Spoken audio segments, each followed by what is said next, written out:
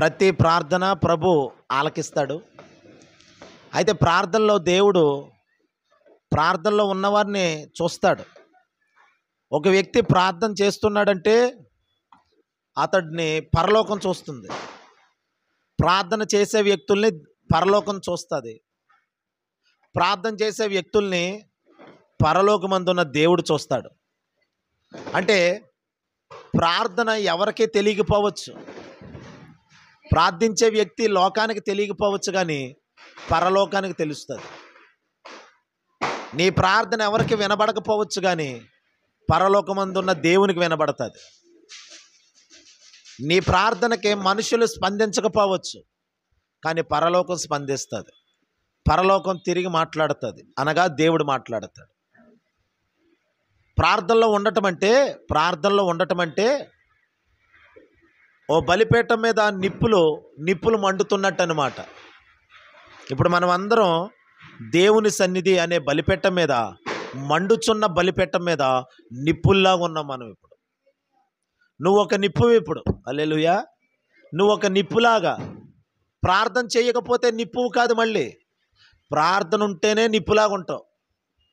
ప్రార్థన లేకుండా అలాగా చూడండి. ఇప్పుడు మనతో ఉండవలసిన నిప్పులు, అనగా ప్రార్థించవలసినటువంటి అవకాశం ఉన్నా కానీ ఈ అవకాశాన్ని కోల్పోయి ఇళ్ళ దగ్గర ఉన్నారు చూడండి. వాళ్ళు నిప్పులు కాదు, బొగ్గులు అనుకోవాలి. ఎందుకంటారు? దేవుని సన్నిధి ఒక మండుచున్న బలిపీఠం లాంటిది. ఇది పరలోక బలిపీఠం. పరలోకాన్ని భూలోకాన్ని ఐక్యపరిచేది ఒక దేవుని మందిరం, దేవుని సన్నిధి. ఇక్కడున్న మనుషుల్ని, అక్కడున్న దేవుణ్ణి కలపడానికి ఒక స్థలం దేవుడు ఏర్పరచుకున్న మందిరం. ఈ మందిరంలో ఇప్పుడు ప్రార్థన జరుగుతుంది. ఈ ప్రార్థన దేవుణ్ణి మనల్ని ఐక్యపరుస్తుంది, దేవుణ్ణి మనల్ని కలుపుతుంది. అందుకనే ప్రార్థన చేసే వ్యక్తి పరలోకంతో కనెక్ట్ అయి ఉంటాడు. నువ్వు ప్రార్థన చేస్తుంటే చాలు, ప్రార్థనలో ఉంటే చాలు, పరలోకంతో నువ్వు కలిసి ఉన్నావు అని అర్థం. దేవునితో కలిసి ఉన్న వ్యక్తివని అర్థం. నీ దగ్గర ప్రార్థన లేకపోతే దేవుడు స్పందించడు. నువ్వు లోక వ్యక్తివే. ఈరోజు లోకంలో ఎంతోమంది విచ్చలవిడిగా బ్రతుకుతున్నారు. కానీ ఈ రాత్రి మనం దేవుని సన్నిధిలో ఉన్నామంటే దేవుని కనుదృష్టి మన మీద పెట్టాడు. దేవుని దృష్టి మన మీద ఉన్నది. హల్లెలూయా చెప్పండి, హల్లెలూయా. దేవుని కనుదృష్టి మన మీద ఉంది. ఆయన చూస్తున్నాడు. ఇప్పుడు ఆయన కనుదృష్టి లోకమందంతటా సంచారం చేస్తుందంట. యథార్థవంతులను బలపరచవలెనని. ఏమిటి మన యథార్థత? మన యథార్థత ఏమిటి? దేవుని వాక్యం సెలవిస్తుంది, యథార్థవంతుల ప్రార్థన ఆయనకు ఆనందకరము అని ఉంది. దేవుని కనుదృష్టి లోకమందంతటా ఎందుకు సంచరిస్తుందంటే యథార్థవంతుల్ని బలపరచాలి. యథార్థత లేనోళ్ళు కాదు, యథార్థత కలిగిన వాళ్ళని బలపరచాలి రాత్రి అని తిరుగుతుందంట. ఆయన కన్నులు తిరుగుతున్నాయి. ఇప్పుడు మనం ఆయన సన్నిధిలో ఇదిగో యథార్థవంతులుగా కనుక కనబడితే అంటే దాని అర్థం ప్రార్థన, యథార్థవంతుల ప్రార్థన. ఒక మనిషి యొక్క యథార్థత ఏంటంటే ప్రార్థనే అతని యొక్క యథార్థమైన జీవితానికి నిలువుటద్దం లాంటిది. ప్రార్థన లేనోడు యథార్థవంతుడు కాదు, ప్రార్థన ఉన్న వాళ్ళే యథార్థవంతులు. హల్లెలూయా. ఇప్పుడు అందుకనే ప్రార్థనా పరుల్ని, ప్రార్థన చేసే వాళ్ళని ఇంకా బలపరుస్తాడంటండి ఆయన. నువ్వు ప్రార్థించే వ్యక్తివైతే నిన్ను బలపరుస్తాడు ఆయన.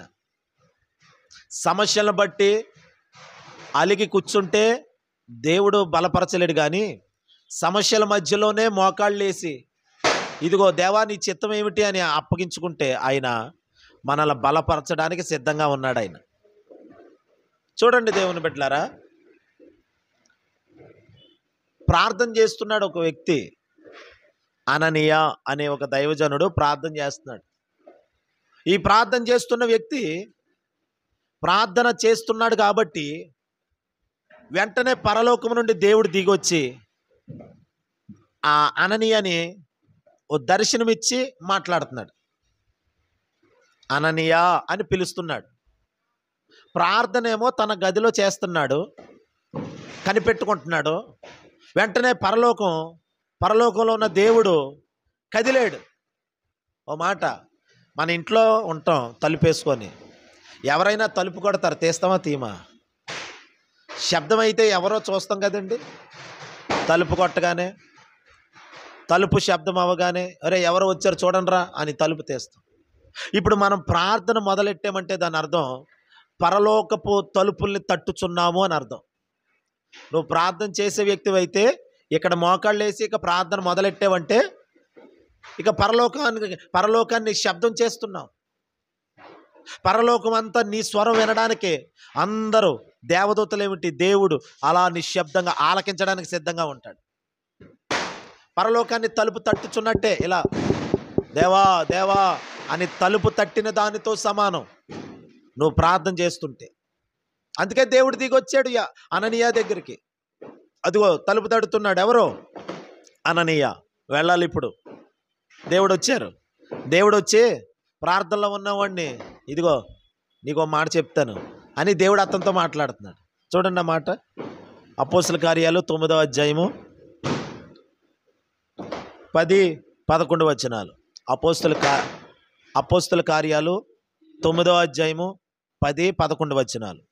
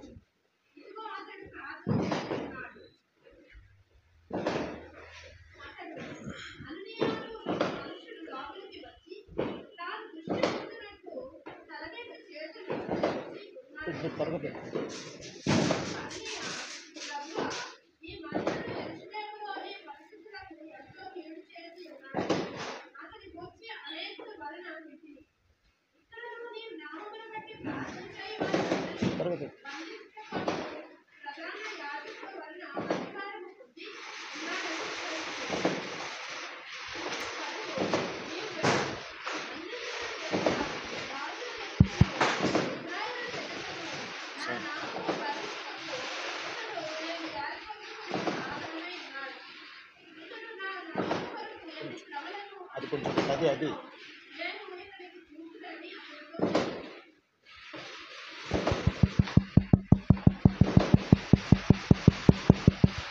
Praise the lord. హల్లెలూయా.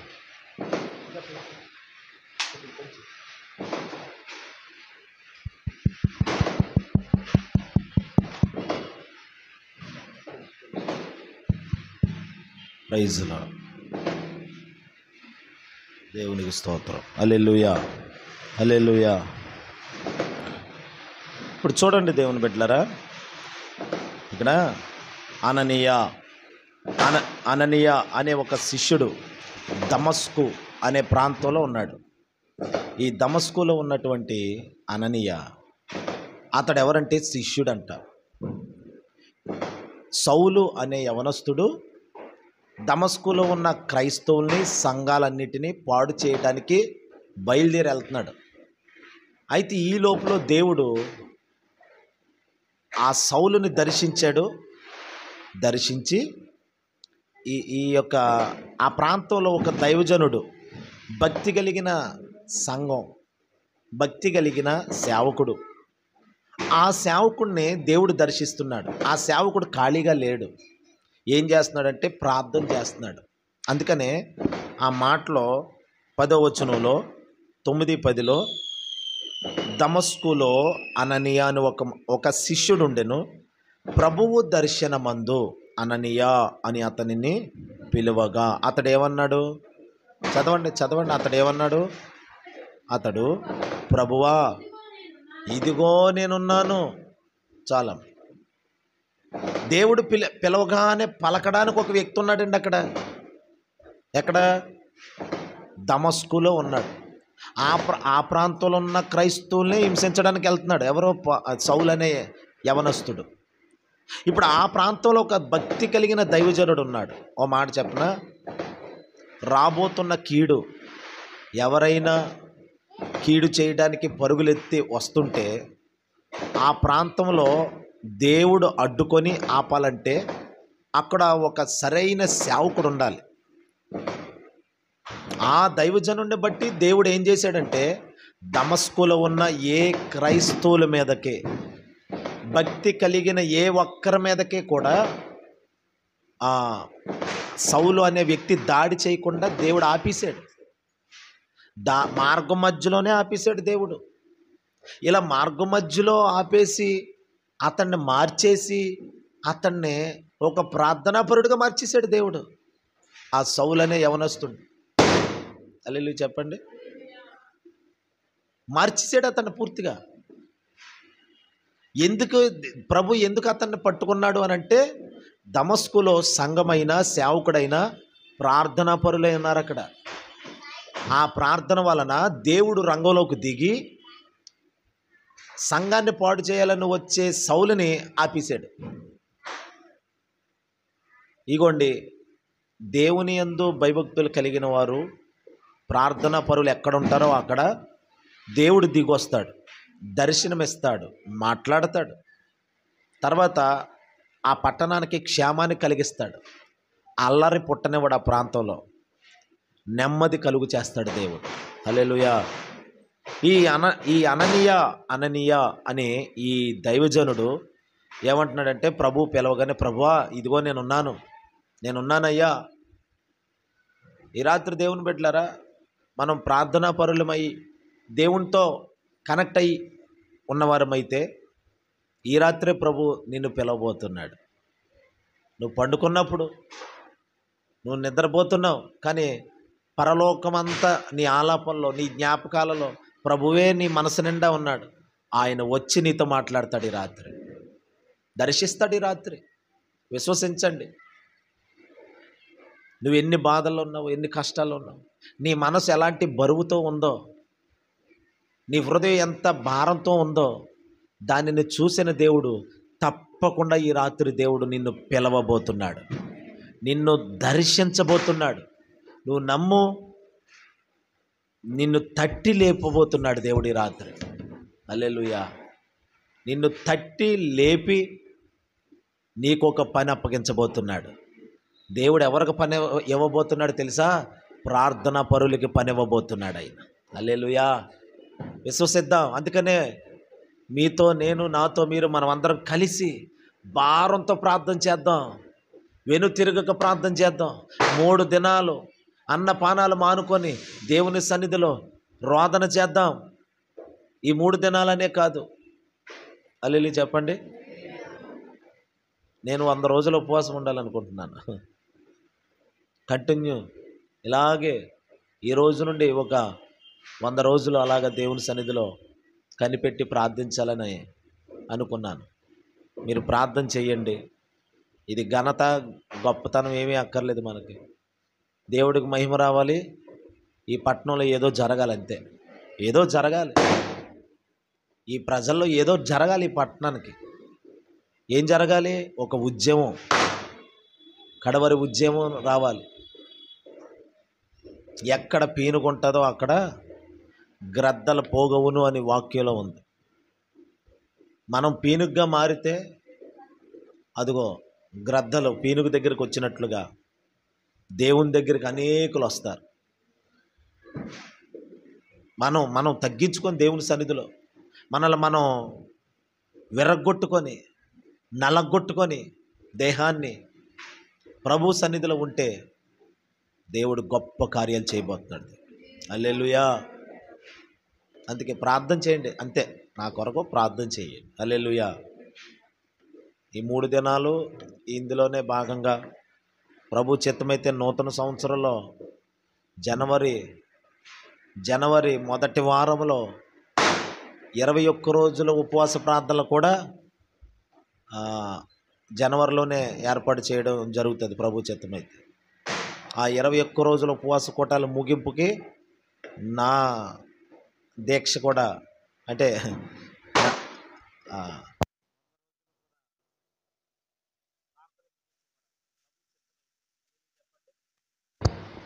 కాబట్టి అన్ని విషయాల కొరకు మీరు ప్రార్థన చేయండి, దేవుడు కార్యాలు చేస్తాడు. మనకు బాగా నాకు నమ్మకం ఏంటంటే సంఘము ప్రార్థన చేస్తుంటే గొప్ప విడుదల కార్యాలు ప్రభు చేస్తాడు. మొదట అందుకనే సంఘముగా కూడకుండా సంఘముగా కూడి ప్రార్థన చేయకుండా సాతాను ఆటంకపరుస్తాడు. అమ్మో నేను ప్రార్థన చేయాలనే ఉత్సాహంతో రావాలి. చూడండి దేవుని బిడ్డలారా, ఈ అననీయ ప్రభువా ఇదిగో నేనున్నాను, ప్రార్థనలో ఉన్నవాడిని పిలిచి పని అప్పు చెప్తున్నాడు దేవుడు. ఏం అప్పు చెప్తున్నాడు చూడండి అక్కడ 11వ వచనం.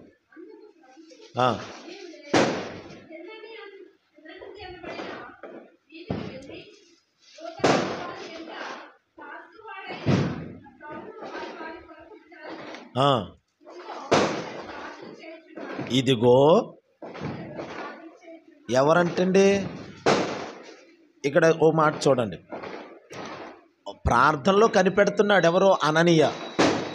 ఆ ప్రార్థనలో ఉన్నవాడికే దర్శనం చూపించి దర్శనములో దేవుడు మాట్లాడుతున్నాడు. మాట్లాడి ఇదిగో అననీయ పలానా వీధికి వెళ్ళు, అక్కడ సౌలు అంటే పౌలు, అక్కడ ఒక యవనస్తుడు ఉన్నాడు, అతడు ప్రార్థన చేస్తున్నాడు. అతడు ఏం చేస్తున్నాడు అంటే ప్రార్థన చేస్తున్నాడు అతడు. అప్పుడు ఇతడు ఏమంటున్నాడు, ఈ అననీయ ఏమంటున్నాడు,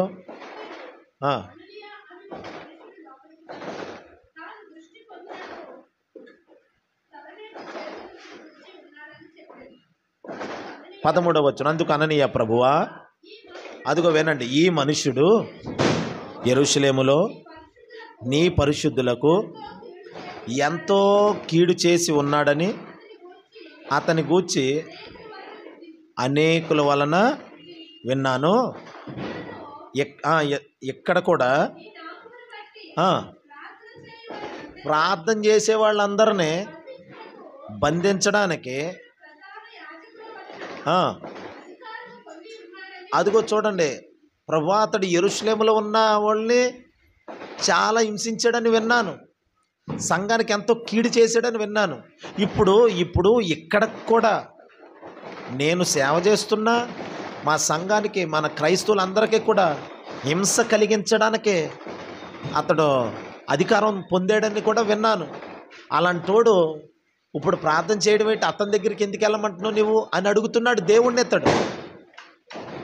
అప్పుడు దేవుడు ఏం చెప్పాడో తెలుసండి, ఇదిగో అతన్నే నువ్వు వెళ్ళు, అతన్ని నేను అన్యజనుల ఎదుట వెలుగుగా రాజుల ఎదుట అతన్నే నేను ఏర్పరచుకున్నాను. నా నామము కొరకు అతడు ఎన్నో శ్రమలు అనుభవిస్తాడు, బలమైన సేవ చేస్తాడు, నేను ఏర్పరచుకున్న పాత్ర. హల్లెలూయా. పౌలు ఎవరంటండి, పౌలు ఎవరు, నేను ఏర్పరచుకున్న పాత్ర అతడు.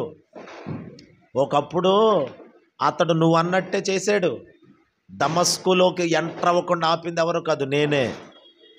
ప్రభు చెప్తున్నాడు దమస్కులోకి కూడా నాశనం చేయడానికి వస్తున్నాడు అని విన్నావు, మరి వచ్చి నాశనం చేశాడా, చేయలా. మరి ఎందుకు చేయలేదు, అధికారం ఉంది, నాశనం చేసే అధికారం వచ్చేసింది అతనికి. పట్టా తీసుకున్నాడు, కాగితాలు తీసుకున్నాడు, ఆ అధికారుల అంగీకార పత్రాలు తీసుకున్నాడు, వెళ్ళిపోయాడు. మరి ఏమన్నా చేశాడా, కీడు చేశాడా, ఎందుకు చేయలేదనుకున్నావు, నేను అతన్ని దర్శించాను. ఇప్పుడు అతడు ఏం చేస్తున్నాడో తెలుసా, ప్రార్థన చేస్తున్నాడు అతడు. నువ్వు వెళ్ళు. అతడు ప్రార్థన చేస్తూ అతడు ప్రార్థనలో ఒక దర్శనం చూశాడు. ఒక అతను వచ్చి అతని తల మీద చేతులుంచి ప్రార్థించే అతడికి కొన్ని విషయాలు చెప్పడం అతడు దర్శనంలో చూస్తున్నాడు. ఆ దర్శనం నేనే ఇచ్చాను. ఆ దర్శనంలో అతడు చూసిన వ్యక్తి ఎవరో కాదు, నువ్వే వెళ్ళాలి. ఇప్పుడు చూసారా దేవుడు ఎలా మాట్లాడుతున్నాడో. అతనికి దర్శనం ఇచ్చింది దేవుడే. ఎవరికే, సౌలుకి. నాశనం చేయాలని వచ్చిన సౌలుని పట్టుకున్నాడు, దర్శించాడు. ఇప్పుడు ఏం చేస్తున్నాడంట, ప్రార్థన చేస్తున్నాడు. ఆ ప్రార్థనలో అతనికి ఏమొచ్చిందంట, దర్శనం. ఆ దర్శనంలో ఏం జరిగిందంట, ఒక వ్యక్తి వెళ్ళి అతని తల మీద చేతులు ఉంచడం, అతడు కళ్ళు తెరవబట్టడం, ఇదంతా దర్శనంలో చూస్తున్నాడంట. ఇంతకే ఆ దర్శనంలో అతడు చూసిన వ్యక్తి ఎవరో కాదు, నువ్వే. నిన్నే నేను ఏర్పాటు చేశాను. హల్లెలూయా. అనేకుల దర్శనములలో మనము ఉందుముగాక. అనేకులు ఈ స్తుతి ప్రార్థన మందిరాన్ని దర్శనములో చూచుదురుగాక, సంఘమును చూచుదురుగాక. హల్లెలూయా. దర్శన సంబంధమైన సేవ ఇలాగే ఉంటుంది. దర్శన రూపంలో వచ్చిన వాళ్ళు స్థిరంగా ఉంటారు. ఏదో ఆడుతూ పాడుతూ ఏదో మేలు కోసం, ఆశీర్వాదం కోసం, పెళ్ళి కోసం, ఇల్లు కోసం వచ్చేవాళ్ళు అటు ఇటు ఊగుతారేమో కానీ ఇదిగోండి, ఒక దర్శనముతో భక్తి చేస్తారు చూడండి, స్థిరంగా ఉంటారనమాట. దర్శనముతో సేవ చేస్తున్న సేవకుడు అననీయ, దర్శనముతో ప్రార్థన చేస్తున్నాడు సౌలు. ఇప్పుడు ఈ దర్శనము కలిగిన వాడిని, ఈ దర్శనము కలిగిన వ్యక్తిని దేవుడు ఐక్యపరుస్తున్నాడు, ఒక చోటకి సమకూరుస్తున్నాడు. ఏ దర్శనం ఇచ్చి దేవుడు మమ్మల్ని పట్టణానికి పంపించాడో అందుకు రిలేటెడ్గా, అందుకు సమమైన వారిని దేవుడు పంపబోతున్నాడు ఇక మీదట. శబలకరతుర ప్రభు తీసుకురాబోతున్నాడు. దర్శనం కలిగిన వారు వస్తారు, దర్శనం కలిగిన వారు మనతో ఏకీభవించి పని చేయబోతున్నారు. హల్లెలూయా. ఒక దర్శనం చూపించబోతున్నాడు. కాలము సమీపించింది, సమయం ఆసన్నమైంది. పని గొప్పది, దేవుని పని చాలా గొప్పది. ఇంత గొప్ప పనికి అదిగో సపోర్ట్గా ఉండేవారిగా ప్రభు కొంతమందిని ఏర్పరచుకోబోతున్నాడు. హల్లెలూయా. ఒకవేళ నిన్నే కావచ్చు, ఈ రాత్రి నిన్నే దర్శించవచ్చు. శబలకరతురాను ఈ రాత్రి నీతో మాట్లాడతాడు. ఒకవేళ నిన్ను వ్యతిరేకించే వ్యక్తులు ఎవరైనా ఉన్నారో వాళ్ళకి నిన్ను దర్శనంలో చూపిస్తాడు దేవుడు. వాళ్ళనే చూసుకునే బాధ్యత నీకే అప్పగిస్తాడు దేవుడు. శబలకరతురన్నమ్మ. ఈ పరిచర్యను గురించి ఎవరైతే అభ్యంతర పడుతున్నారో వాళ్ళకే మన పరిచర్య దర్శనములో కనబడబోతుంది. వాళ్ళు వ్యతిరేకించే వాళ్ళే, కానీ ఇప్పుడు అలా కాదు, ఏకీభవించే వాళ్ళుగా మారిపోతారు. దమస్కులో నాశనం చేద్దాం, కల్లోలం చేద్దాం, అల్లరి పుట్టిద్దామని వెళ్ళిన వాడు ఇప్పుడు ప్రార్థన పరుడిగా మారిపోయాడు. హల్లెలూయా. ఇప్పుడు ఈ దమస్కులో ప్రార్థన చేసే వాళ్ళను కూడా నాశనం చేయాలనుకున్నాడయ్యా. నన్నేంటి, ప్రార్థన చేసేవాళ్ళని ఏంటి? అవును, ప్రార్థన చేసేవాడిని నాశనం చేయాలని శత్రువు చూస్తాడు. శత్రువు పన్నాగం పన్నుతాడు. నువ్వు ప్రార్థన చేస్తుంటే ఆడెందుకు ఊరుకుంటాడు? అందుకని నువ్వు ప్రార్థనలు ఎక్కడ ఎదిగిపోయి దేవునికి దగ్గర అయిపోతావు అని చెప్పి రకరకాల సమస్యలు, నువ్వు వెళ్ళిన పని అవ్వకుండా, నీకు కలిసి రాకుండా, నీకు కొన్ని అభ్యంతరాలు చిన్నవి మనం నడిచి వెళ్తున్నాం అనుకోండి, తట్టుకొని పడిపోయేలాగా కాళ్ళకి అడ్డాలేస్తాడనమాట. అయితే ఇప్పుడు మనం తప్పించుకొని వెళ్ళాలి. ఇప్పుడు ప్రార్థన ఆపకూడదు, సమస్య వచ్చిందని సన్నిధి మానకూడదు. సమస్యలో అలాగే, ఎందుకంటే అదే సాతానుగాడు దేవుని సన్నిధికి దూరం అవ్వాలని, ప్రార్థన మానేయాలని, మొదటి ఆసక్తిలో మనం చల్లరిపోవాలనే ప్రయత్నం చేస్తాడు. ఇప్పుడు దానికి ప్రతిగాడు రకరకాలవి మనం ఎదుటికి తీసుకొచ్చి పెడతాడు. హల్లెలూయా చెప్పండి. రకరకాల పరిస్థితులు తీసుకొచ్చి కల్పిస్తాడు. అప్పుడు మనం ఈ టైంలో ఇంకా నేను ప్రార్థన చెయ్యాలి, నేను హల్లెలూయా.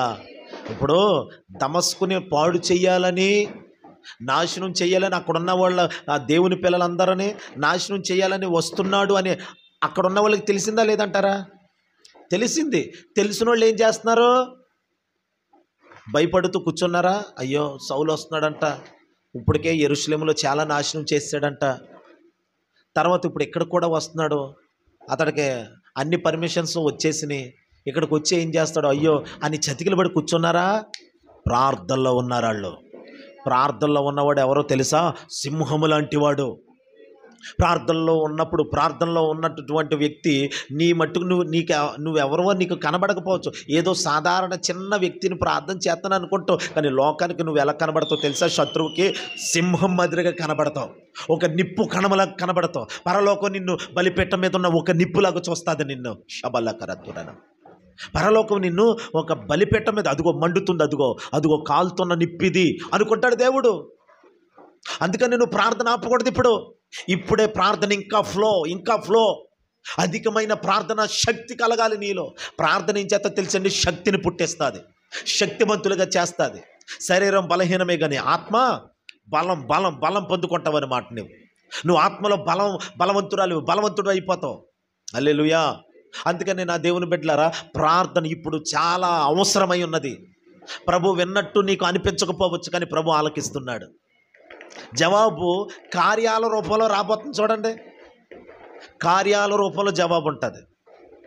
స్వరంతో ఇగో నీ ప్రార్థన విన్నాను అని అక్కడక్కడ కొంతమందికి దేవుడు చెప్పాడు, కానీ ప్రార్థన యేసునామములో అడుగుతున్నాను తండ్రి ఆమేన్ అన్నారు.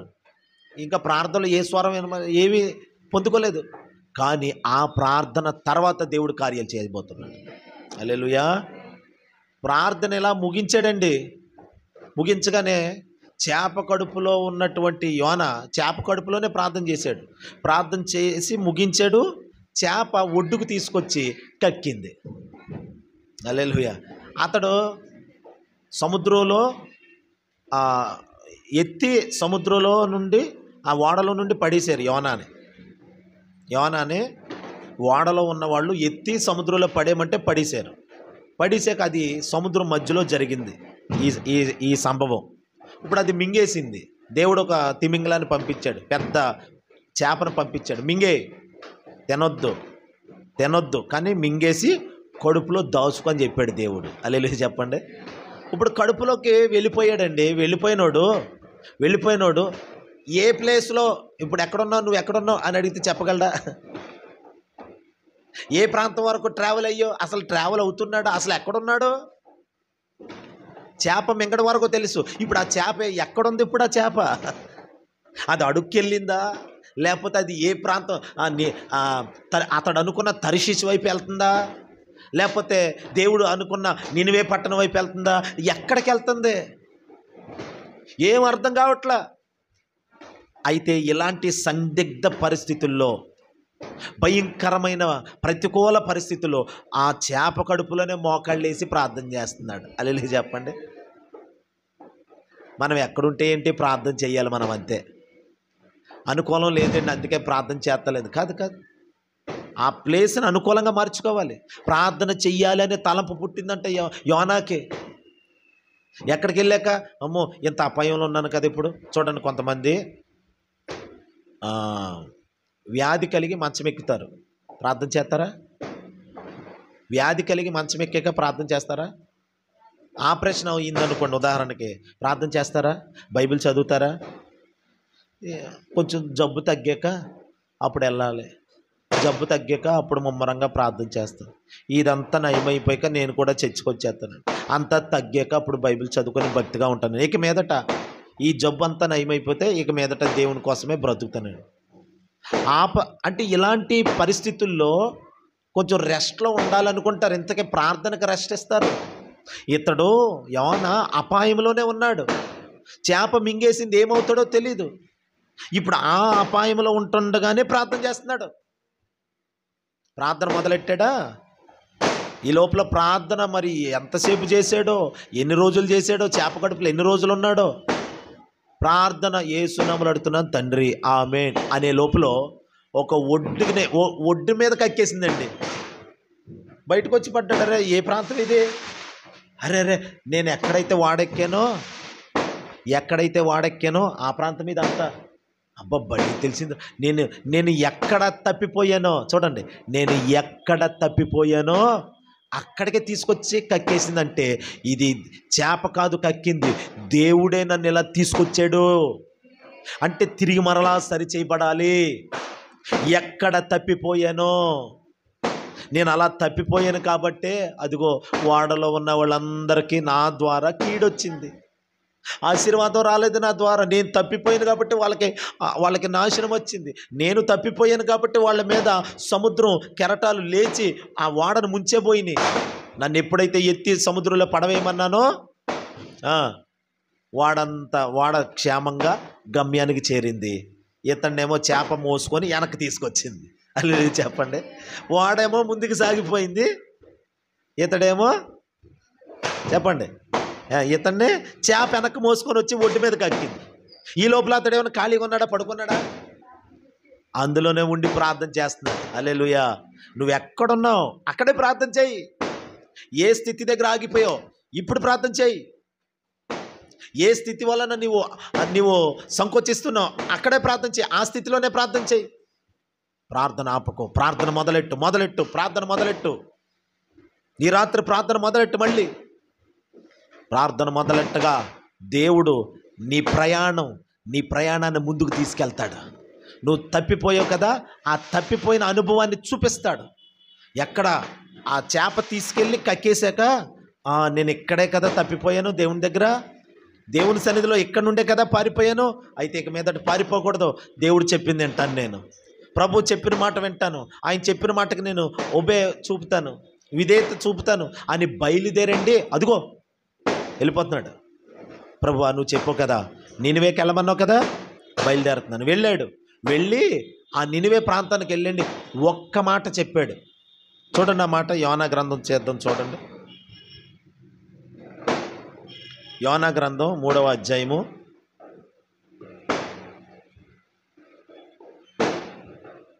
1 నుండి చదవండి. రెండవ మారు యోనాకు ప్రత్యక్షమై,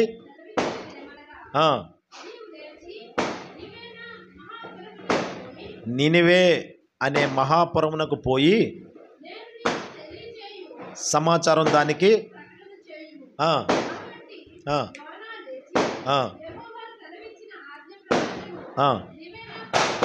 అమ్మా నినివే పట్టణమునకు పోయి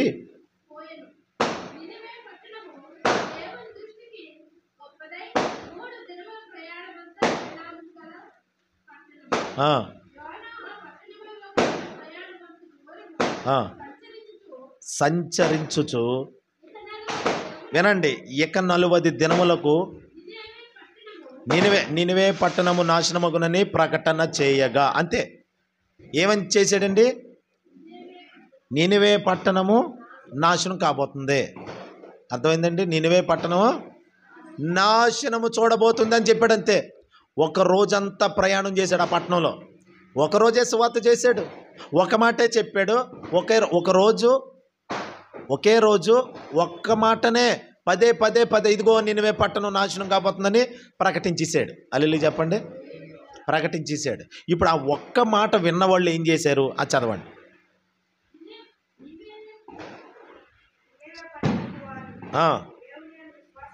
దేవుని యందు విశ్వాసం ఉంచి ఉపవాస దినము చాటించి, గనులేమి అల్పులేమి అందరూ గోనెపట్ట కట్టుకున్నారు. ఆ సంగతి నినివే రాజునకు వినబడినప్పుడు అతడు కూడా తన సింహాసనం మీద నుండి దిగి తన రాజవస్త్రములు తీసివేసి గోనెపట్ట కట్టుకొని బూడిదలో కూర్చున్నాడు. హల్లెలూయా చెప్పండి. రాజుకి వినబడింది. మొదట ప్రజలు, సామాన్యమైన ప్రజలు ఉపవాసము మొదలెట్టారు. ఇప్పుడు ఆ దేశానికి, నినివే పట్టణానికి ఎవరైతే పెద్ద అధికారి రాజు ఉన్నాడో ఆ రాజుకి వినబడిందంట. అంటే చిన్నగా మనం చేస్తున్న ఉపవాస ప్రార్థన అధికారుల వరకు వెళుతుంది ఒకరోజు. హల్లెలూయా. అప్పుడు రాజు కూడా దిగి ఏకీభవించాడంట. ఇప్పుడు ఇక్కడ కూటం జరుగుతుందండి. మన ఎమ్మెల్యే గారు వస్తారా? రారు. కానీ ఒకరోజు వస్తారు. హల్లెలూయా. వస్తారు, వాక్యం వింటారు. చూడండి, ఇప్పుడు ఇతడు ఏం చెప్పాడు? ఒక్క మాటే చెప్పాడు. చెప్పగానే అందరూ లోబడిపోయి ఉపవాసం, వాళ్ళ మట్టుకు వాళ్ళు ప్రేరేపించబడి ఉపవాసాన్ని మొదలెట్టారంటండి. ఉపవాసాన్ని రెడీ అయ్యారు, సిద్ధపడ్డారు, ఉపవాస దినాన్ని చాటించారు. అందరూ ఉపవాసంలో ఉన్నారు. చూసారా? మనుష్యులు దేవునికి దేవునికి దగ్గర అవటానికి ఉపవాసం అనేది చాలా ప్రాముఖ్యమైనది. హల్లెలూయా. దూరంగా ఉన్నవాడిని దగ్గరగా తీసుకొస్తుంది, దేవునికి దగ్గర అవుతాడు. ఉపవాసము అంటే సమస్తాన్ని వదిలిపెట్టుకొని, వాసము అంటే దగ్గరగా, నివాసము, దేవునికి దగ్గరగా. అందుకనే ఉపవాస ప్రార్థన దేవునికి దగ్గరగా తీసుకొచ్చి పడేస్తుంది. ఒక మాటే చెప్పాడు. చూసారా? ఇప్పుడు యోనా ఎప్పుడైతే ప్రార్థన చేశాడో, ఎప్పుడైతే ఇతని జీవితంలో మెలకువ వచ్చిందో, ఇది కూడా మెలకువ జీవితమే నిన్న చెప్పినట్టు. హల్లెలూయా చెప్పండి. ఇతడికి మెలకువ వచ్చింది. ఇప్పుడు మెలకు వచ్చిన వాడు ఇప్పుడు ఏం చేస్తున్నాడు? ఒక్క మాట పట్టుకుని వెళ్ళి చెప్పితే పట్టణం, దేశమంతా మారిపోయింది. దేశంలో కదలికి వచ్చింది. ఓ మాట, మనము ప్రార్థనలో నుండి లేచి ప్రార్థన చేయగా ఈ ప్రార్థనా పరులుగా మనం మార్చబడినప్పుడు ఒక మాట చెప్పితే చాలు, మనుషుల్లో మార్పు రాబోతుంది. 10 మాటలు చెప్పినా మార్పు రాలేదు. ఇప్పుడు ప్రార్థనలో ఉండు, ప్రార్థనలో నలుగు. నీ ఒక్క మాటకి మనుషులు లోబడతారు, మనుషులు విధేయత చూపుతారు. అమ్మో, ఈమె చెప్పే మాట నిజమే, ఇతడు చెప్పే మాట నిజమే, ఈ సంఘ బిడ్డలు చెప్పే మాట నిజం, ఈ దైవజనుడు చెప్పే మాట నిజం అని తెలుసుకోబోతున్నారు. అందుకనే ఉపవాస దినము మనకు చాలా ప్రాముఖ్యమైనది. దేవుని బిడ్డలారా, ప్రార్థనలో ఉన్న వాళ్ళని దేవుడు అలా వాడుకుంటాడు. చూడండి అక్కడ 2వ అధ్యాయము 9వ వచనం చూడండి. 2వ అధ్యాయము 9వ వచనం. నేను నీకు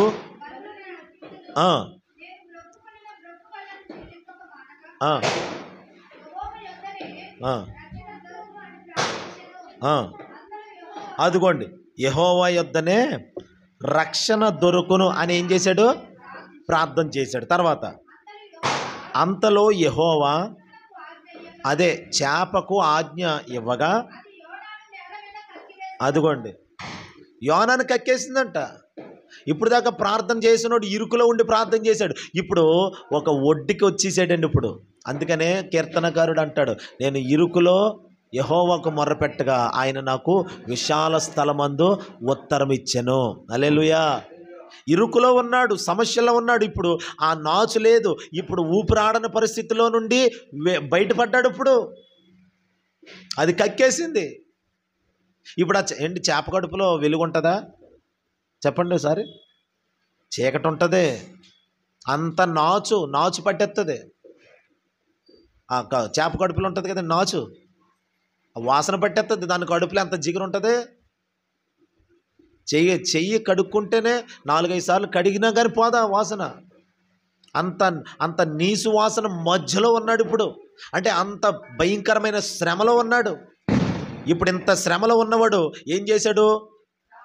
ప్రార్థన చేశాడంటే. నేను అంటాను, ఆ నాచు అంత ముక్కులోకి వెళ్ళలేదా, చెవుల్లోకి వెళ్ళలేదా, కళ్ళల్లోకి వెళ్ళలేదా? ఒళ్ళంతా పట్టేసింది అతనికి.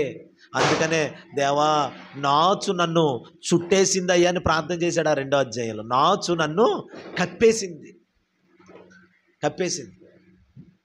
చూడండి, ఇప్పుడు ఈ ప్రార్థన ముగించాడు, అంతే కార్యం ప్రారంభమైంది. హల్లెలూయా. ఈ ఉపవాస ప్రార్థనలు ముగించగానే కార్యాలు ప్రారంభం అవ్వబోతున్నాయి. కొంతమంది జీవితంలో మధ్యలోనే ప్రభు కార్యాలు ప్రారంభించబోతున్నాడు. హల్లెలూయా. కొంతమందికి ఈ రాత్రి ప్రభు కార్యాలు ప్రారంభించబోతున్నాడు. ఆయన స్వరం వినబోతున్నారు నిశ్చయముగా. శబలకరతులను. అందుకనే ప్రార్థనలో నుండి నువ్వు లేచినప్పుడు శత్రువు భయపడతాడు, సాతాను గడగడ వణుకుతాడు. నువ్వు ప్రార్థనలో నుండి లేవాలి. ఏదో ఒక సమస్య విన్నావు, మంచం మీద నుండి లేచే వ్యక్తిగా ఉండకూడదు. నువ్వు ప్రార్థనలు ఉన్నప్పుడు సమస్యని ఎదుటికి వచ్చేసరికి నువ్వు సింహంలా కనబడాలి. సమస్యలకి యోధా గోత్రపు కొదమ సింహంలాగా కనబడాలి. ఒక నిప్పు కనబలాగా అగ్ని వలె కనబడాలి నీవు. హల్లెలూయా. నేను అదే చెప్తున్నాను. నువ్వు ప్రార్థించే వ్యక్తి అయితే బలిపీఠం మీద కాలుతున్న మండుతున్న నిప్పుతో సమానం. ఇప్పుడు చూడండి, నాశనం చేయాలనుకున్న వ్యక్తిని తీసుకొచ్చి అననీయ పక్కన పెట్టాడు దేవుడు. ఇప్పుడు నువ్వు కూడా ప్రార్థన చేసేయని. ఒక ప్రార్థనా పరుడికి ఒక మండుతున్న నిప్పుకి మరో నిప్పు తోడైనట్టుగా ఉంది. ఇప్పుడు సంఘమంతా ప్రార్థనలో ఉన్నారు, సేవకుడు ప్రార్థనలో ఉన్నాడు. నాశనం చేసేవాడు ఒక కీడు, ఆ కీడు ఏమైందంటే ఇప్పుడు ఆశీర్వాదంగా మారిపోయింది. నేను ప్రకటిస్తున్నాను దేవుని పక్షంగా, దేవుని బిడ్డలారా, మనం ప్రార్థన చేస్తుండగా లోకమందు నీ కోసం, నా కోసం, సంఘం కోసం పొంచి ఉన్న కీడులు, ప్రమాదాలు అన్ని మేలుగా మారబోతున్నాయి. హల్లెలూయా. నీ ఆజ్ఞ లేనిదే ఏదైనా జరుగునా, నీ కంచె దాటగా శత్రువుకు సాధ్యమా. నీ ఆజ్ఞ లేనిదే ఏదైనా జరుగునా, నీ కంచె దాటగా శత్రువుకు సాధ్యమా? నా దేవా నీవే మా తోడుంటే అంతే చాలును. అపవాది తలచిన కీడులన్నీ మేలైపోవును. మా దేవా నీవే మా తోడుంటే అంతే చాలును. అపవాది తలచిన కీడులన్నీ మేలైపోవును. ఏమైనా చేయగలవు, కథ మొత్తం మార్చగలవు. నీ నామముకే మహిమంతా తెచ్చుకొందువు. ఏమైనా చేయగలవు, కథ మొత్తం మార్చగలవు. నీ నామముకే మహిమంతా తెచ్చుకొందువు. యేసయ్యా యేసయ్యా నీకే నీకే సాధ్యము. యేసయ్యా యేసయ్యా నీకే నీకే సాధ్యము. హల్లెలూయా. చూడండి దేవుని బిడ్డలారా, అపవాది తలంచిన కీడులన్నీ మేలైపోవును, మేలుగా మారును, ఆశీర్వాదంగా మారును. ఇప్పుడు హల్లెలూయా. దేవుని వాక్యానికి ఏది అడ్డు కాదు, దేవుని సన్నిధికి ఏది అడ్డు రాలేదు. అంత బలము అంత సామర్థ్యం కలిగింది ఈ లోకంలో ఏదీ లేదు. ఈరోజు ఈ దీపావళి కూడా మనకు అడ్డు కాదు. హల్లెలూయా చెప్పండి. ఈ సమయంలో ఇలాగా ఈ ఉపవాస ప్రార్థన జరగటానికి ప్రభువు అనుమతించాడు మనకి. హల్లెలూయా చెప్పండి. అనుకూలంగా ఉన్నప్పుడు జరిగిపోవడం సామాన్యమే, సాధారణమే. కానీ ఇలాంటి ప్రతికూలంగా, హల్లెలూయా, ప్రతికూలమైన ఈ వాతావరణంలో ఇలాగ ప్రభు జరిగిస్తున్నందుకు సర్వమహిమ దేవునికే కలుగును గాక.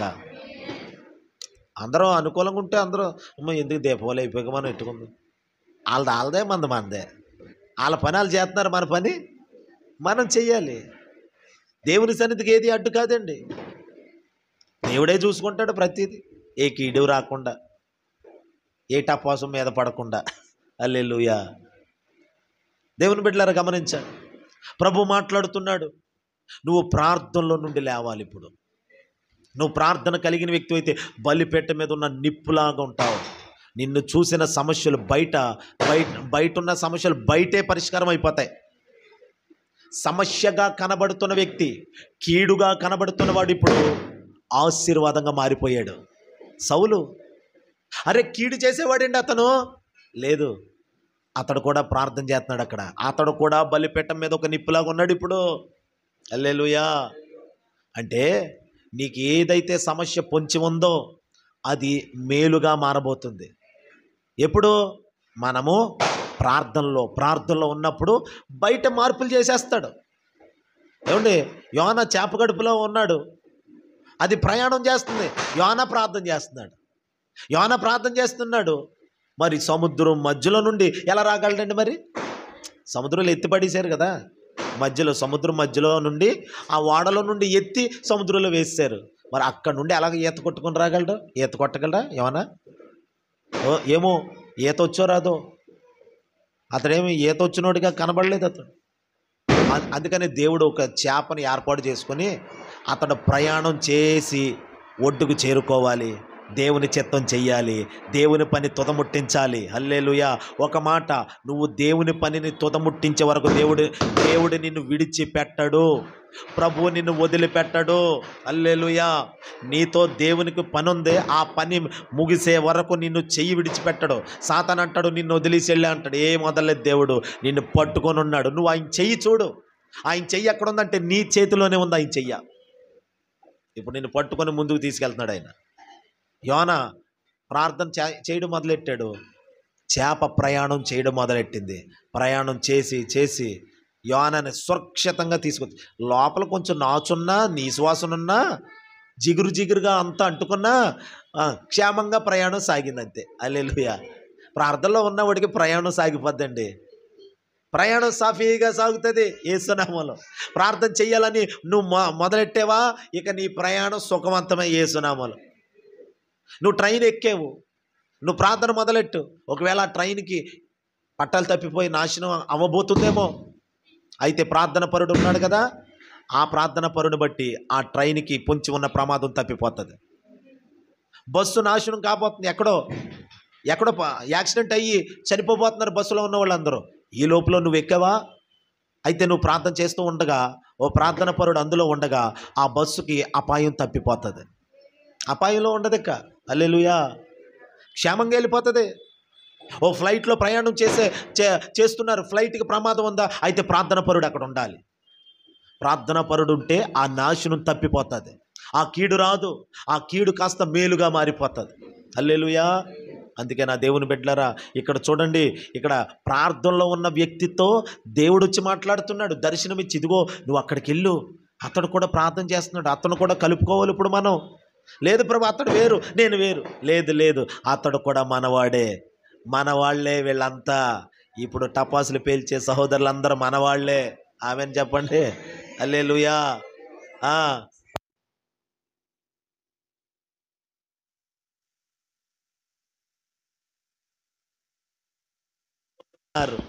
హల్లెలూయా చెప్పండి. రాబోతున్నారు, నమ్మండి. అయ్యో ఒకప్పుడు వాళ్ళకి మరి సాక్ష్యం వద్దా? మీరు అలా ప్రార్థన చేస్తుంటే నేను ఎలా ఉండేవాడిని, కానీ దేవుడు మీ ప్రార్థన బట్టి నన్ను పట్టుకున్నాడండి. మరి ఈరోజు ఎలా దేవుళ్ళో నేను కూడా రక్షణ పొందుకోవడానికి ప్రభు ఎంతో కృప చూపాడు అని సాక్ష్యాలు చెప్పబోతున్నారు. హల్లెలూయా. అందుకే నా దేవుని బిడ్డలారా, ఓరిమి పడదాం. దేవుడు చేసిన వాగ్దానాలు నమ్మదగినవి. వాగ్దానాలను చూడండి, ఆయన మాటను చూడండి, అంతే. పరిస్థితులు ఎలా ఉన్నాయి మనకు అనవసరం. వాగ్దానాన్ని గట్టిగా పట్టుకోండి. అబ్రహాముకి దేవుడు వాగ్దానాలు చేశాడు. ఓరిమితో వాగ్దానాలని అలాగే పట్టుకొని ఓరిమి పట్టాడంటండి. ఓపికతో సహించాడంటండి. ఓపికతో ఉన్నాడు, సహనముతో ఉన్నాడంట. వాగ్దానం నెరవేరిపోయింది. హల్లెలూయా. దేవుడు వాగ్దానం చేశాడా? మనకి పట్టణాన్ని ఇస్తానని చెప్పాడా? ఇస్తాడు. నిన్ను ఆశీర్వదిస్తానని చెప్పాడా? ఆశీర్వదిస్తాడు. వాగ్దానాన్ని చూడు, పరిస్థితుల వైపు చూడదు. నీకు కలిగిన సమస్య పెద్దదా, దేవుడిచ్చిన వాగ్దానం పెద్దదా? చెప్పండి, ఏది గొప్పది ఇందులో? నోరు తెరిచి చెప్పండి. సమస్య గొప్పదా, వాగ్దానం గొప్పదా? వాగ్దానం గొప్పది. వాగ్దానం చేసినాడు గొప్పోడు. అందుకని నువ్వు వాగ్దానం వైపే చూస్తూ ఆ వాగ్దానం పట్టుకొని ఎలాగా, ప్రభువా ఈ వాగ్దానం ఇచ్చినందుకు నీకు వందనాలు, నెరవేర్చు నాయనా, నాకు ఓపిక దయచేయి, ఓరిమి దయచేయి, నేను కార్యం చూడాలి, నా కళ్ళు కార్యం చూసే వరకు కూడా నేను నా కనులకు నిద్ర రానియను, నా కనులకు కునుగుపాటు రానివనయ్యా, తగ్గను నేను, ఆపన ప్రార్థన. హల్లెలూయా. అంతా నా మేలుకే, ఆరాధన యేసుకే, అంతా నా మంచికే, తన చిత్తమునకు తల వంచితే, తన చిత్తమునకు తల వంచితే, ఆరాధన ఆపను, స్తుతించుట మానను, ఆరాధన ఆపను, నిన్ను స్తుతించుట మానను, నిన్ను స్తుతించుట మానను. అంతా నా మేలుకే, ఆరాధన యేసుకే, అంతా నా మంచికే, తన చిత్తమునకు తల వంచితే, తన చిత్తమునకు తల వంచితే, ఆరాధన ఆపను, స్తుతించుట మానను, ఆరాధన ఆపను, నిన్ను స్తుతించుట మానను, నిన్ను స్తుతించుట. హల్లెలూయా. ఆపొద్దు, స్తుతి ఆపొద్దు, స్తోత్రం ఆపొద్దు, ప్రార్థన ఆపొద్దు, కంటిన్యూ అవనివ్వండి. అలా జరుగుతూ ఉండగా హఠాత్తుగా ఒక సమయం రాబోతుంది. దేవుడు నిర్ణయించిన సమయం అది ఆసన్నమైందని నేను నమ్ముతున్నాను. చూడండి, హెబ్రీ పత్రిక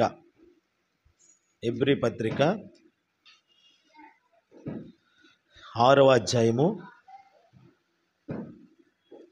13 నుండి చదవండి.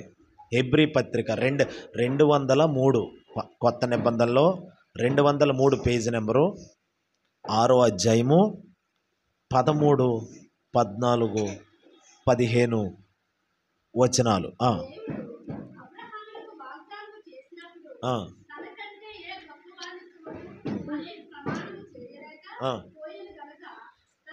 అది కలిపి చదవాలి మీరు. ప్రమాణము చేయలేకపోయెను గనుక ఇగోండి అబ్రహాముకి వాగ్దానం చేసినప్పుడు నా తోడని ప్రమాణం చేస్తున్నానని ఇలా దేవుని తోడు తన మీదే ప్రమాణం చేసుకున్నాడంట. అంటే తనకంటే గొప్పడు ఇంకెవరు లేరు కదండి. ఇప్పుడు ఒట్టు పెడతాం కదా, ప్రమాణం చేస్తాం. ఎవరిని మధ్యవర్తిగా పెడతాం? మనకంటే తక్కువ ఉన్న వాళ్ళు మధ్యవర్తిగా పెడతామా? కొంచెం హై పొజిషన్లో ఉన్న వాళ్ళనే కదా. ఇప్పుడు జైల్లో ఒకడు ఉన్నాడండి, అతనికి బెయిల్ ఇచ్చేవారు ఎవరు కావాలి? కొంచెం ఒక స్థితి కలిగినోడైతే అతను బట్టి బెయిల్ ఇస్తారు. అతను బట్టి జామీన్ ఉండే వ్యక్తి సరైనోడై ఉండాలి. ఎవరితో పడితే వారితో జామీన్ ఇచ్చారు, ఎవరికి పడితే వారికి. సరైన వ్యక్తి ఇతడు నమ్మకస్తుడు. ఇప్పుడు మనం ఎవరి దగ్గర అప్పు చేసామనుకోండి, ఆ అప్పు ఇచ్చేవాడికి మనం తెలియదు, కానీ సరైన వ్యక్తి ఆ ప్రాంతంలో పేరు పొందిన వ్యక్తి ఉన్నాడు అనుకోండి, ఆ వ్యక్తిని బట్టి మనకి అప్పిస్తాడు. అంటే మిమ్మల్ని బట్టేనండి, ఇతను ఎవరో నాకు తెలియదు కానీ వాస్తవానికి మిమ్మల్ని బట్టి అప్పిస్తున్నానండి అని అంటాడు.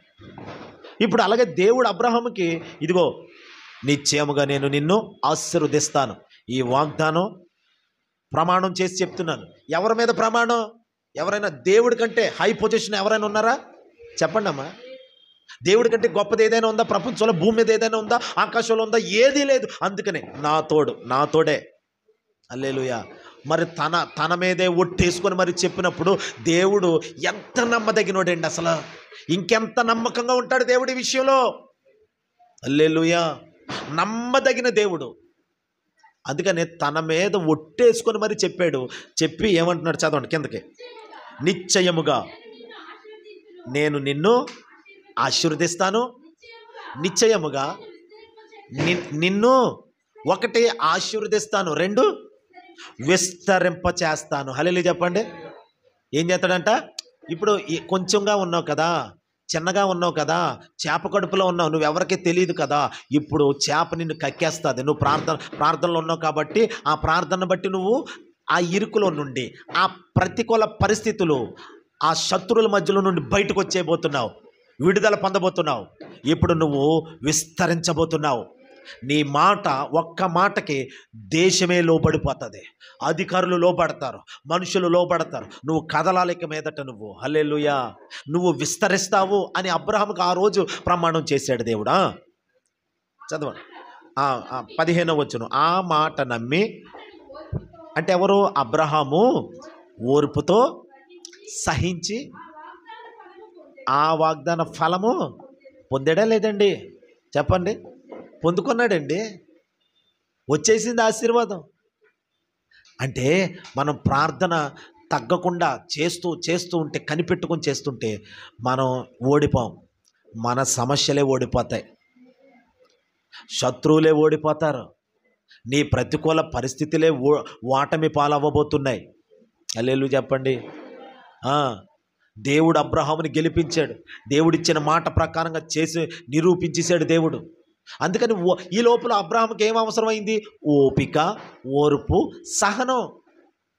దేవుని బిడ్డలారా, ఓర్పుతో ఉండాలి. అందుకనే ఓర్పుతోనే వాగ్దానాలను స్వతంత్రించుకోగలం, కంగారు పడిపోతే కాదు. హల్లెలూయా చెప్పండి. హల్లెలూయా. నేను అనుకుంటా ఉంటాను, ప్రభు 10 సంవత్సరాలు అయింది నాయన పాలకొల్లు వచ్చి, ఇంకెప్పుడు నాయనా అని కొంచెం బాధ కలుగుతుంది, కొంచెం నిరీక్షణకే ఏమండి పరీక్ష కలుగుతుంది, విశ్వాసానికి పరీక్ష కలుగుతుంది. 10 సంవత్సరాలు దాటిపోయింది ప్రభు, ఏది నాయనా ఫలాలయ్యి ఏంటి ప్రభు అని. కానీ ఓరిమి అవసరం, సహనం అవసరం. 75వ సంవత్సరంలో దేవుడు వాగ్దానం ఇచ్చాడు అబ్రహాముకి. 25 ఏళ్ళ తర్వాత 25 సంవత్సరాలు కనిపెట్టుకొని నిరీక్షించాక ఒక కుమారుడు పుట్టాడు.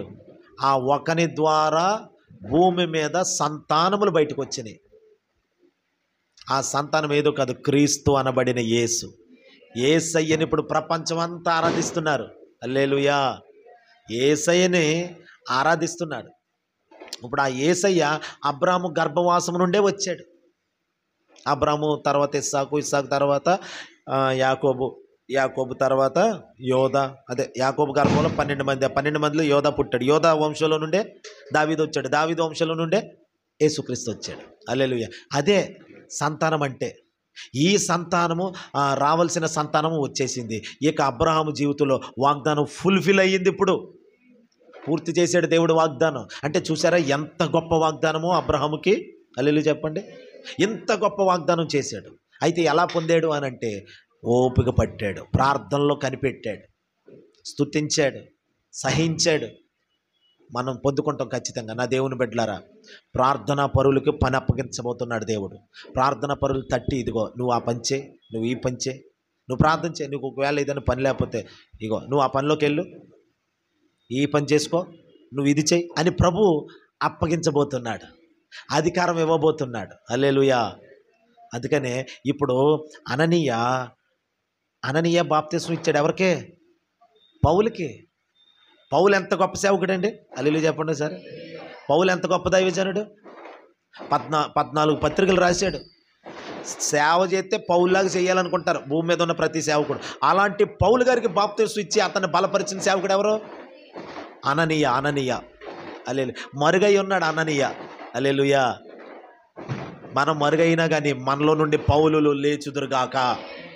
ఒక్క పౌలు లెగిస్తే ప్రపంచాన్ని సువార్తతో నింపేస్తాడు. అలాంటి పౌలులు రాబోతున్నారు యేసునామములో. ఇది మరుగైన పరిచర్య, చిన్న పరిచర్య అని అనుకోవచ్చు, కానీ పౌలులు రాబోతున్నారు. దేవుడు కార్యం చేస్తాడు ఖచ్చితంగా. చూడండి, ఇదే నిరీక్షణ, విశ్వాసం, ఓర్పు, సహనం ఈ మాటల ద్వారానే కలుగుతాయి మనకి. హల్లెలూయా. అందుకే నా దేవుని బిడ్డలారా, ఒక్క పౌలు లేచాడు. అననీయ పరిచర్యలో ఒక పౌలుని దేవుడు ఇచ్చాడు. ఏమి దైవజనుడిని ఇచ్చేసాడండి. ఇంకా ఇన్నాళ్ళ ప్రతిఫలం ఏదయ్యా? ఇన్నాళ్ళ ప్రతిఫలం చాలు. రాబోతున్నాడు పౌలు, రాబోతున్నాడు. హల్లెలూయా. ఒక్క పౌలు రాబోతున్నాడు. ఆ పౌలు ఇదిగో సంఘాలు కట్టిస్తాడు. అంతే. మనం చిన్న సంఘమే కావచ్చు, కానీ ఈ చిన్న సంఘములో నుండి అనేక శాఖలు రాబోతున్నాయి. వల్లకరత్తురను గొప్ప శాఖలు. మనం అందరం సాక్షులం అవ్వబోతున్నాం. గొప్ప కార్యాలు ప్రభు చేయబోతున్నాడు. అందుకని ప్రార్థనలో కనిపెట్టండి, ప్రార్థనలో ఓపిక పట్టండి, సహించండి. దేవుడు మహా అద్భుతాలు చేయబోతున్నాడు. ప్రార్థన అన్నిటికీ. మరి ఇంత గొప్ప పరిచర్య, ఇన్ని కార్యాలకి మూలం ఏంటండి? పునాదేంటి? ప్రార్థనే. ప్రార్థన మొదలెట్టి ఆపొద్దు, తగ్గొద్దు, నీ స్వరం తగ్గించుకో, తలెత్తుకో, ధైర్యంగా ఉండు, హుషారుగా, సంతోషంగా, ఉత్సాహంగా ప్రభు సన్నిధిలో ఇదిగో ఈ ఉపవాస కూటాలు ఉత్సాహంతో స్వీకరించు. అన్నపానాలు మానుకుందాం, దేవుని సన్నిధిలో ప్రాధేయపడి అడుగుదాం. సమయం మించిపోలేదు. కార్యాలు చేసే దేవుడు మనతో ఉన్నాడు. కాబట్టి నా దేవుని పెట్టారు, దేవుని వైపు చూద్దాం, ఒకరికొకరు పురికొల్పుకుందాం. ఇదిగో ప్రార్థనలో ఉన్నవారిని దేవుడు పలకరించబోతున్నాడు, దర్శించబోతున్నాడు. ప్రార్థనలో ఉన్నవారు ఎవరు అంటే బలిపీఠ మీద ఉన్న నిప్పుతో సమానం. ప్రార్థనలో ఉన్నవారు ఎవరంటే పరలోకముతో కాంటాక్ట్ అయిన వారు అనమాట. కలిసి ఉన్నారు, పరలోకముతో కలుసుకొని ఉన్నారు. దేవుడు అలా చేసి మనల్ని ముందుకు నడిపించును గాక. దేవుడి మాటలు మన వినికిలో దీవించును గాక. ఆమేన్.